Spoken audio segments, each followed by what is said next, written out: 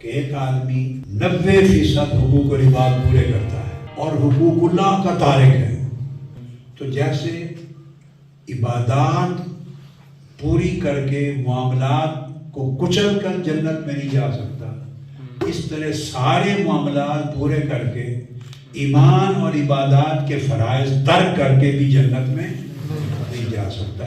یہ دونوں اس طرح جڑے ہوئے ہیں، لازم و ملزوم۔ کسی کی حق تلفی کی ہے، جب تک اس حق تلفی کی تلافی نہیں ہوگی اس پر جنت کا دروازہ بند ہو، عبادتیں ساری بے بس کھڑی رہ جائیں۔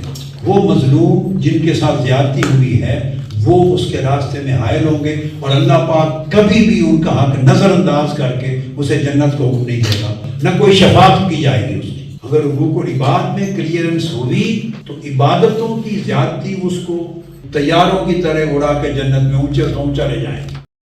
حقوق العباد کیوں واجب کیا اللہ نے ہم پر؟ ہماری عبادتیں نہ اللہ کی شان کو بڑھا سکتی ہیں، اور عبادتوں کا نہ کرنا اللہ کی شان کو گھٹا سکتا ہے۔ تو عبادات یعنی حقوق اللہ اس لیے واجب کیے ہیں کہ ہمیں ان کی ضرورت ہے، اور ضرورت کیا ہے کہ حقوق اللہ اگر درست ہوں گے تو حقوق العباد درست ہو جائیں گے، تاکہ انسان اچھا انسان بن جائے۔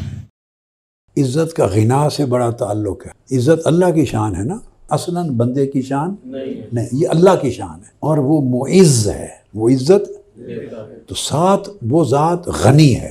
جس بندے کو جتنا مستغنی دیکھتا ہے اپنے نفس سے، اپنی عزت طلبی سے، جاہ طلبی سے، اور تواضع و انکساری دیکھتا ہے، اخلاق دیکھتا ہے، منکسر متواضع ہے، کارکن ہے، تو جس میں جتنا غنا دیکھتا ہے جتنی، اس کو اتنی عزت دیتا ہے۔